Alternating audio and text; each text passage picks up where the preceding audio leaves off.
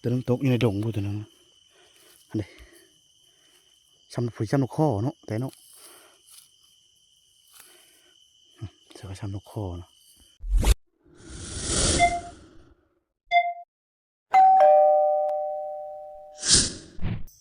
เอาทักทายสวัสดีพ่อแม่พี่น้องทุกคนสวัสดีตอนแรกทุกคนเลยวันนี้พากันไต่ตาเอาหาการก่อนวันนี้นะ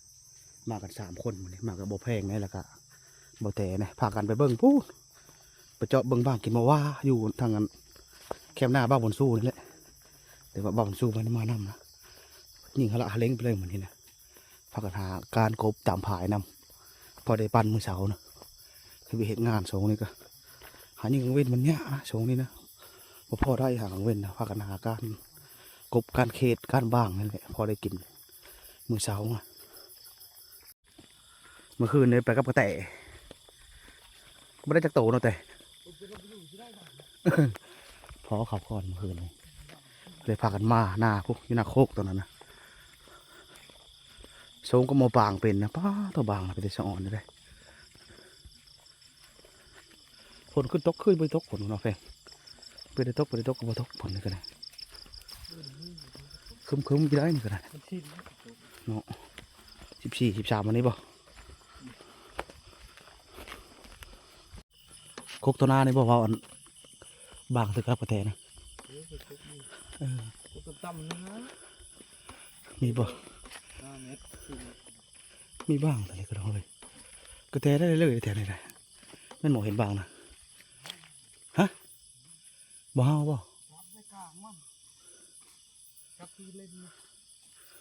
เจ้าด่างเช่นนี้แต่ได้ตัวเราเสือมานี่นะได้ชามโตชามไปโตว่าอะไรเลยครับเอาแรกมือส่งมือสามแต่เอานี่เฮ้ยเอาแรกกบง่ายอยู่นี่บางนะบางมากก็ได้บ่ครบนะ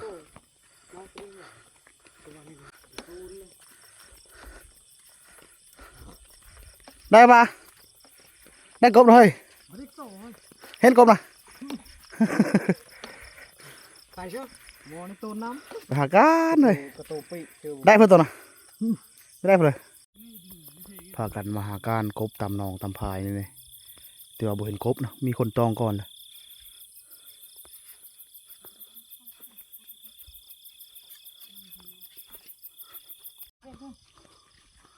ไม่กินนู่น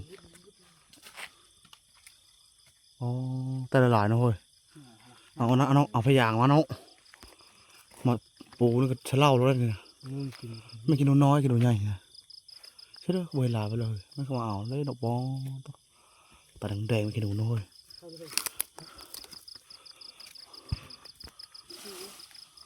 อ๋อฟังไม่กินนู่นนะอ๋อตัวโอ้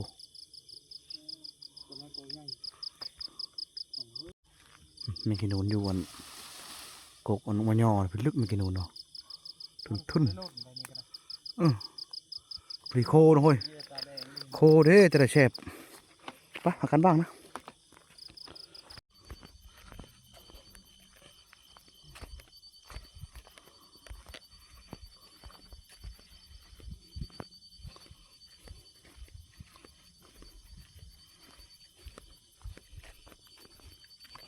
บ่พอเห็นกินมะเชื่อมันก็มาอย่างเชื่อแต่ตัวก็มาอย่างเอาเชื่อขายละแม่งเห็นกินนะเห็นโอมักท่านี่นะมาอย่างนะ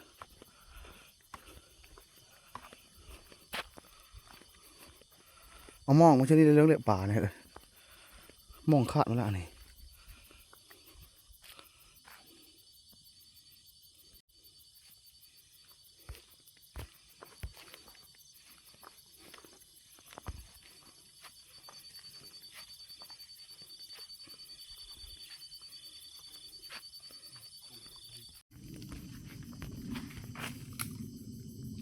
ผ่านการกบตำหนองตามพายก็มีคนมาการก้อนตำเบิงนะมีพ่อกบมีพ่อไปเลยพากันย่างไปเบิงก็มาว่าก้อนวันนี้หัวตัวบ้างกินนะ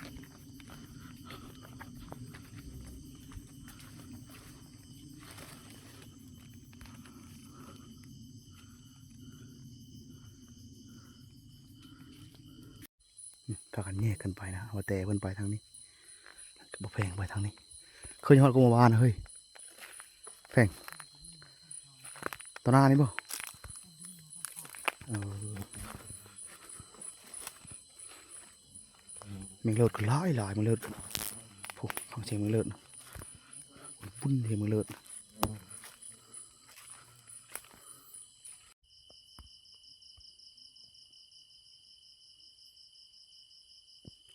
โอ้โหนะหนูต้องข้าวไปเลยเดี๋ยวให้ไปยิงมันมาทันยิงมันเดี๋ยว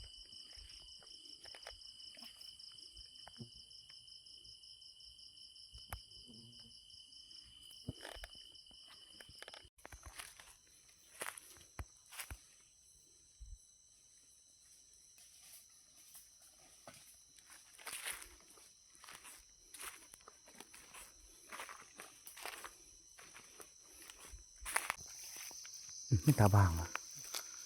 สักมอกับบวานะ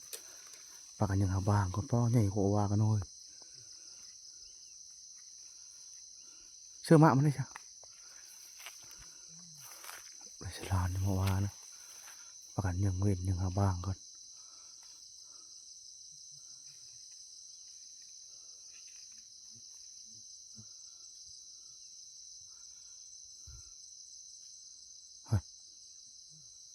บ้างได้กินรถบักนะ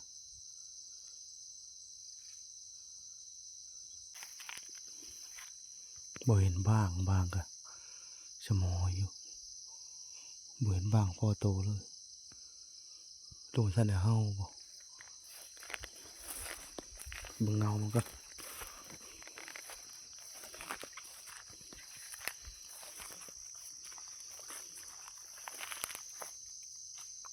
งาตะงาเติงเลยน้อย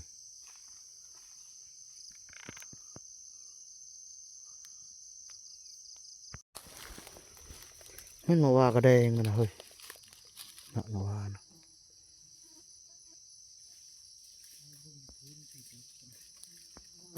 ว่าจะดุกว่าสิแต่บ่เห็นบ้างนะเนี่ยดำๆใช่หูฉลานมาว่ามีบ้างบ่ว่าดอกเฮ้ยหน้าแง่น้อยอยู่กลางหน้าอยู่โคกจะมีบ้าง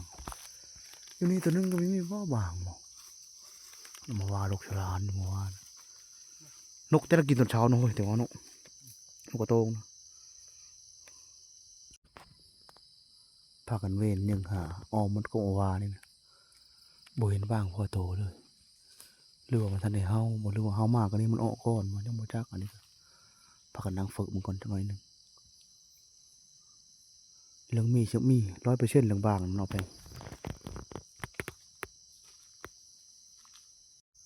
พากันมานั่งเพิกบ้างก็ว่าคงนี้นะบ่ยดบ้างเฮาชะมออยู่พากันไปจอบกกพุ่นบ่นี่นะกกตัวนานะมันมี2กกนะกกนี้อยู่กลางแบบอยู่กลางเล่าตัวเนี้ยมันมีบ้างเฮาแต่นี่นะมันไม่สูงไม่ใหญ่อยู่แค่มันมีบ้างตามเบิ่งชะมออยู่พากันนั่งนี่ก็ครึ่งชั่วโมงเลยยังบ่เห็นบ้างเฮาหรือว่าหนูก็บ่มีไปพากันเบิ่งกกน้ำเลยเฮ้ยกกอยู่พุ่นนะทางเลยนี่กกว่าตัวนี้นะบ่สูงแต่ต่ำๆอยู่เดี๋ยวมันโหยเลยแต่ละกก2-3กกโหยหมดเมื่อวานนะพากันย่างมาทางพี่ทางของอันแก่บ่เฮ้ย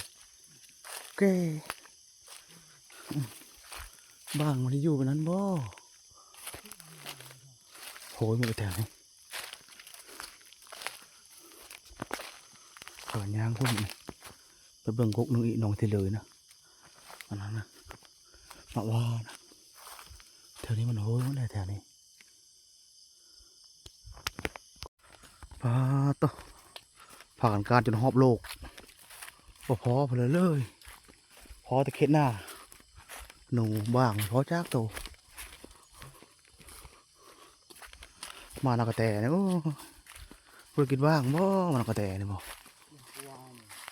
เฮ้ว่านะพากันพอหมูไก่กันนี่หรือเปล่าเนอะ มันนอนข้างทางป้อหลายเลยไก่เนี่ยมันเช่ายิงตกได้2 ตัวได้แต่ลูกมันนะแม่มันแต้นหุ่นแม่มันนะยิงตัวนึงตกลงหันตัวนึงลูกมันไก่นะบ่แต่ยิงอีกตัวนึงตกเลย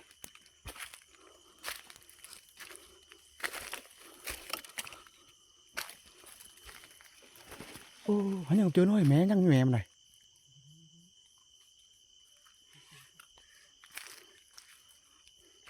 ไก่ดีมาไก่ไก่ทึนอันเด็กตัวนี้นะจะก็เป็นซ้ำกาเนาะแต่ไก่ป่านะอันนั้นตัวนึงตกอยู่ในดงพูตัวนึง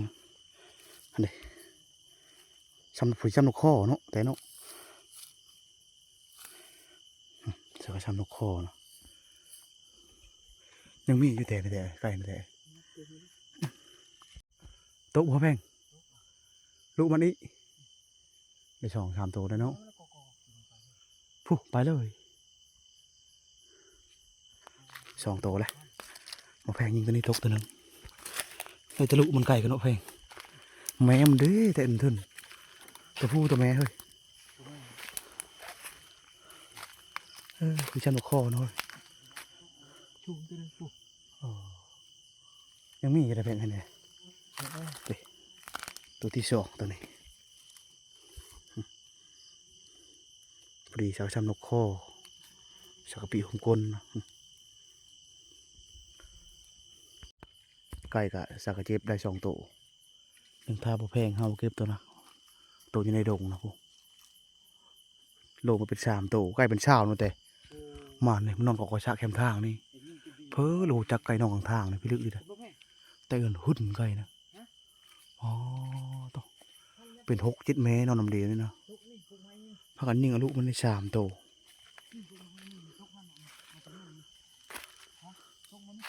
ทางบ่แพงเก็บไว้ป้าก่อนโอ้เห็นบ่เฮ้ยว้าดอยนี่บอกแต่เฮาไปหาซอยแพงเอาหาบ่เห็นมัน6พุ่นเนาะนี่แหละแพงเท่านั้นแหละงาแต่จริงยังนี่แหละตกคลักขี้ปูตรงนั้นแหละไก่กับพากันเฮาหาตัวนึงบ่เห็นนะไก่กับไป2 ตัวไก่กับโอ้ยตกของแน่ตัวนึงตกปุ๊กของไหนไก่กับมื่อจะพากันหาบ่เห็นไป2 ตัว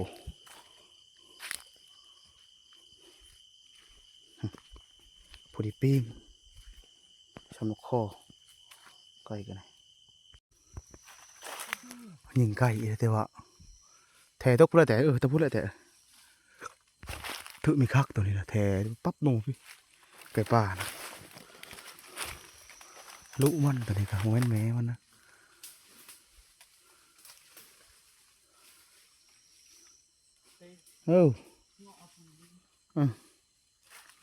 เห็นบ่เฮ้ย